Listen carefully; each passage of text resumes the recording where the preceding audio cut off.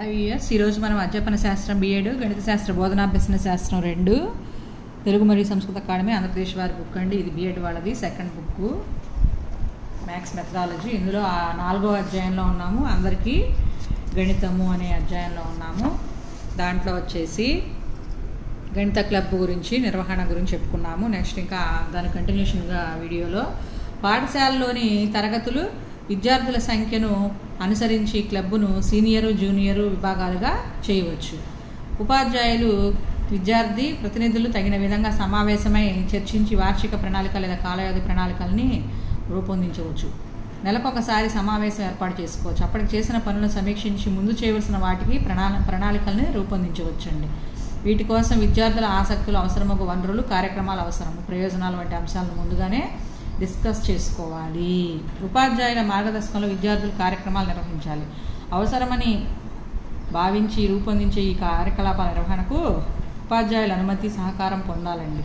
గణిత క్లబ్కు పెట్టే పేరు ప్రేరణ కలిగించేదిగాను, ఆకర్షణీయమైనదిగాను ఉండాలి. ప్రఖ్యాత గణిత శాస్త్రజ్ఞుల పేర్లను ఉపయోగించవచ్చు. ఉదాహరణకి ఆర్యభట్ట గణిత సంఘం, Bhaskaracharya maths club, Srinivasa Ramanujan mathematics club, Shakuntala Devi maths club అని పేర్లు పెట్టవచ్చు. బ్రహ్మగుప్త మహావీరాచార్య, పావులూరి మల్లన్న, శ్రీధరాచార్య వంటి ప్రముఖ భారతీయ గణిత శాస్త్రజ్ఞులను Euclid, Newton, Pythagoras, Euler, George Cantor, Rene Descartes వంటి గణిత శాస్త్రజ్ఞులను హైపాటియా ఆగ్నేసి, ఎమ్మినితోర్ వంటి ప్రముఖ మహిళా గణిత శాస్త్రవేత్తలను, శ్రీ భారతీ కృష్ణ తీర్థ, కాప్రేకర్ వంటి సంఖ్యా శర్మవేత్తలను గుర్తుకు తెచ్చుకునేలా గణిత సంఘానికి పేరు పెట్టవచ్చు. క్లబ్ ఆంతరిక సమావేశాలు, క్లబ్ కార్యక్రమాలు పాఠశాల దైనందిక కార్యక్రమాలకు భంగం కలిగించని విధంగా నిర్వహించాలి. పాఠశాలలో ఒక భాగం ఉంటూనే తన ప్రత్యేకతను నిలబెట్టుకోవాలి. పాఠశాలకు ఉపయోగపడాలి. నెక్స్ట్ ఉపాధ్యాయ కన్వీనర్ విధులు ఎలా ఉంటాయంటే చూడండి. గణిత సంఘ పరంగా మిగిలిన ఉపాధ్యాయ సభ్యులతో, విద్యార్థి ప్రతినిధులతోనూ, ప్రధానోపాధ్యాయునితోనూ సమన్వయం చేసుకోవాలి. తర్వాత ప్రతి సంవత్సరం విద్యార్థి ప్రతినిధులను, సభ్యులను ఎంపిక చేయడం, నమోదు చేయడంలో ప్రధాన పాత్ర వహించాలి. ఉపాధ్యాయ సభ్యులు విద్యార్థి సభ్యులతో సమావేశమై తగిన చర్చతో గణిత సంఘం సంవత్సర కార్యాచరణ ప్రణాళికను రూపొందించడం, ప్రధానోపాధ్యాయుని ఆమోదం పొందడం, ఇవన్నీ చేయాలి. తగినన్ని కార్యక్రమాలు చేసి సమాజం నుండి పోషక సభ్యులను తయారు చేసుకోవడం, నమోదు చేయడం, వారితో సాన్నిధ్యాన్ని కలిగి ఉండటం. గణిత సంఘం వివిధ భాగాలుగా గ్రంథాలయం, ప్రయోగశాల, సభలు, సమావేశాలు, కార్యకలాపాల నిర్వహణ, ప్రచార విభాగం వంటి అంశాలకు అభిరుచి, సమర్థత గల గణిత ఉపాధ్యాయులకు బాధ్యతలను ఇచ్చి అవి సక్రమంగా అమలగునట్లుగా చూసుకోవాలండి. ఈ విధంగా ఉపాధ్యాయ కన్వీనర్ విధులు పాటిస్తూ ఉండాలి. విద్యార్థుల చేత సభలు, సమావేశాలు నిర్వహింపజేయాలి. గణిత సంఘం నిర్వహించిన కార్యక్రమాల నమోదు, సమాచార నిర్వహణ, ఆయా ఖర్చులు జమ, నమోదు, మానవ ఆదాయ వనరులు అన్వేషణ మొదలైనవి.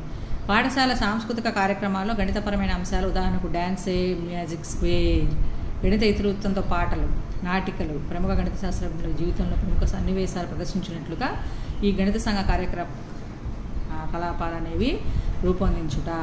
విజ్ఞాన వినోదయాత్రలు, క్షేత్ర పర్యటనల్లో గణిత ప్రాముఖ్యత గల అంశాలకు, ప్రదేశాలకు చోటు కల్పించాలి. గణిత క్లబ్ను ఒక ముఖ్యమైన సామాజిక వనరు అంటే కమ్యూనిటీ రిసోర్స్గా అభివృద్ధి పరచడం జరగాలి.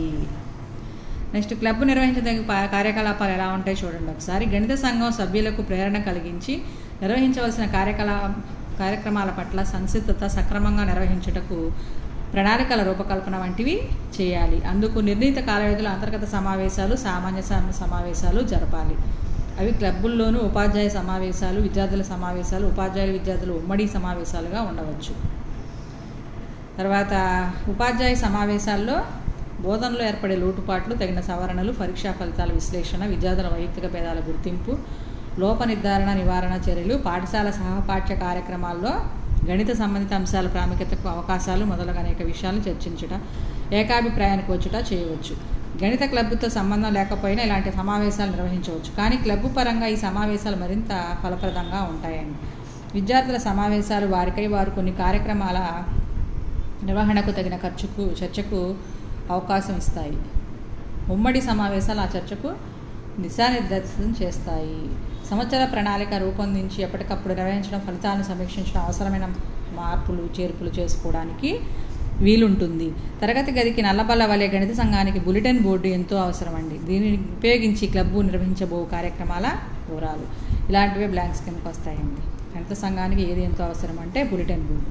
పాఠ్యాంశాలలో వచ్చే గణిత సాంకేతిక పదాలు, గుర్తులు, వాటిని చదివే విధానము, గణిత శాస్త్రజ్ఞుల చిత్రపటాలు, వారి జీవిత వివరాలు, గణిత కృషి సంక్షిప్త వివరణ, గణిత ప్రాధాన్యత గల న్యూస్ ఐటమ్స్ గల పేపర్ కటింగ్స్, వివిధ రేఖీయ పటాల నమూనాలు, పజిల్స్, కొన్ని ప్రత్యేక సమస్యలు, గణిత సూక్తులు, వేద గణితంలోని ముఖ్యాంశాలు, గణిత శాస్త్రవేత్తల జన్మదినాలు, ప్రత్యేక గణితావిష్కరణలు, ప్రచురితమైన దినాలు వంటి అంశాల ప్రాముఖ్యత, సంక్షిప్త వివరణలు, కొన్ని సమస్యలు, సిద్ధాంతాలకు ప్రత్యామ్నాయాలు, ప్రసిద్ధాలైన నిరూపణలు, తర్వాత పోటీ పరీక్షలు, ఒలింపియాడ్ పరీక్షలు, గణిత సమావేశాల సమాచారం, టాంగ్రామ్స్, రకరకాల పటాలు, ప్రత్యేక గణిత పుస్తకాల పరిచయము, ఒక తరగతిలో గణితపరంగా విశేష సాధన చేసిన విద్యార్థి వివరాలు, అభినందన, తరగతుల వారి ఉత్తీర్ణత, గణితంలో ఉత్తీర్ణత వంటి విషయాలకు సాంఘిక దత్తాంశ రేఖాచిత్ర పటాలు, విద్యాధికారులు ప్రముఖులు వచ్చే సందర్భంలో గణిత క్లబ్ కృషిని తెలియజేసే వివరాలు, ఆ తేదీ ప్రాముఖ్యతను గుర్తించేలా మ్యాజిక్ స్క్వేర్ పూరణ, ఇతర సబ్జెక్టులతో గణితానికి సంబంధం, వాటిపై ప్రభావం మొదలగు అంశాలను ప్రదర్శించవచ్చు. కావున బులెటిన్ బోర్డు నిర్వహణ గణిత క్లబ్ ముఖ్య కార్యకలాపాలు ఒకటిగా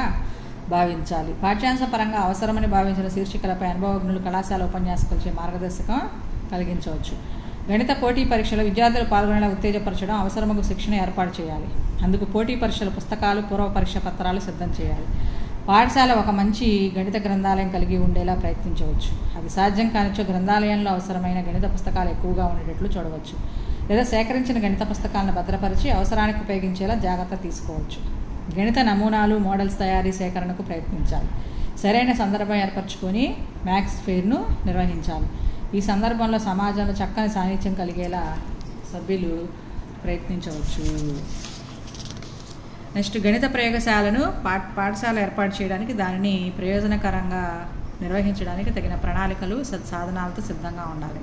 స్థాయి పెంచగలిగి సామాజిక వనరుగా మార్చే ప్రయత్నంగా గణిత మ్యూజియాన్ని ఏర్పాటు చేయవచ్చు. ఇవన్నీ ఇంపార్టెంటేనండి, ప్రతి లైన్ కూడా ఇంపార్టెంటే. ఇక్కడి నుంచి మనకి డిఎస్సికి కాబట్టి ఏ పాయింట్ నుంచి ఏ బిట్ వస్తుందో తెలియదు కాబట్టి చదువుకుంటున్నాము, గుర్తుపెట్టుకోవాలి, గుర్తుపెట్టేసుకోవాల్సిన చోట. తర్వాత పాఠశాల స్థాయిలో తరగతుల వారి గణిత క్విజ్ను నిర్వహించవచ్చు. పాఠశాల స్థాయితో పాటు పట్టణ స్థాయి, మండల స్థాయి, జిల్లా స్థాయి, రాష్ట్ర స్థాయి క్విజ్లను నిర్వహించగలిగే సామర్థ్యాల అవకాశాలు ఏర్పరచుకోవచ్చు. మనోరంజక గణితాంశాలకు తగిన ప్రాధాన్యతనిచ్చి అందులో విద్యా ప్రయోజనాన్ని విద్యార్థులు పొందేలా చూడాలి. సాంఘిక, సాంస్కృతిక, కళాత్మక, ప్రయోజనాత్మక, ప్రయోగాత్మక విలువలు పొందేలా గణిత కార్యక్రమాలు నిర్వహించవచ్చు. గణిత క్రీడలు, గణిత సాంకేతిక పదాలతో antakshari, maths class, word puzzles, maths word search మొదలైనవి కార్యక్రమాలు విద్యార్థులను గణిత ఆసక్తులుగా చేయవచ్చు. గణిత గేయాలు, కవితలు, వ్యాసరచన, వ్యక్తిత్వ పోటీలు నిర్వహించవచ్చు. నాటికలు కూడా ప్రదర్శించవచ్చు. గణితాంశాలతో గణిత సహపాఠ్య కార్యక్రమాలుగా భావించదగిన, చేయదగిన ఏ విషయాలైనా గణిత క్లబ్ ద్వారా నిర్వహించవచ్చు. నెక్స్ట్ ఇంకా దీని కంటిన్యూషన్ వీడియో నెక్స్ట్ కంటిన్యూ చేస్తానండి. Thank you.